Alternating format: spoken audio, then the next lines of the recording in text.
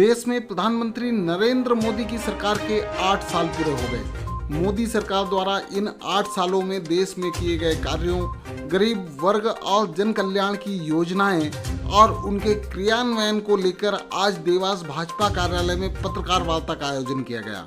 पत्रकार वार्ता को देवास सांसद एवं प्रदेश प्रवक्ता महेंद्र सिंह सोलंकी ने संबोधित किया।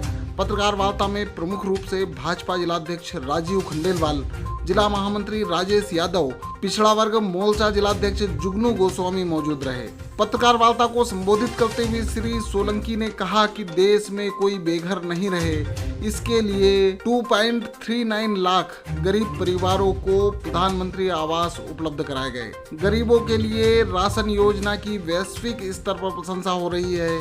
घर घर रसोई गैस पहुंचाने की बात हो, जिसमें 9 करोड़ से ज्यादा माता बहनों को उज्ज्वला योजना के तहत धुएं से मुक्ति दिलाने की बात, या फिर देश में 45 करोड़ से ज्यादा जनधन खाते खोलने की बात हो, देश भर में सड़कों का जाल हो, या फिर महिला सशक्तिकरण में 3 तलाक जैसी कुप्रथा से मुस्लिम महिलाओं को मुक्त दिलाने की बात हो, कश्मीर में 370 हटाने की बात हो, या फिर किसानों को फसल बीमा योजना का लाभ दिलाने की बात। ऐसी तमाम योजनाओं को धरातल पर परिलक्षित कर देश को आगे बढ़ाने में कोई कसर नहीं छोड़ी।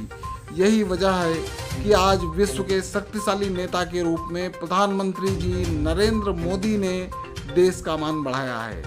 कोरोना काल में सेवा भाव की बात हो या फिर वैक्सीनेशन की, जिसमें समूची दुनिया में भारत ने अपना परचम लहराया और कोरोना की जंग लड़ी।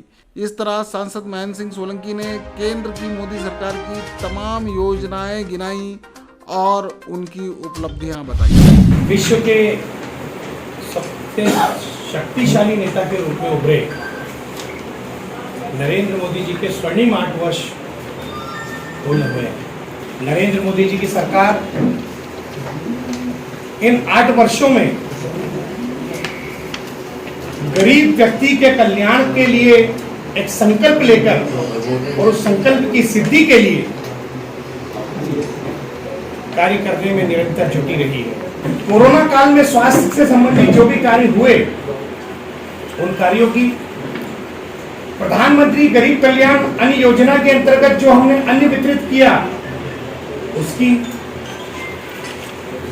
और विश्व का सबसे बड़ा टीकाकरण अभियान चलाकर जो 190 करोड़ लोगों 190 करोड़ टीके लगाए, इस बात की चर्चा विश्व स्तर पर हुई और इन कार्यों को पूरे विश्व ने सराहा।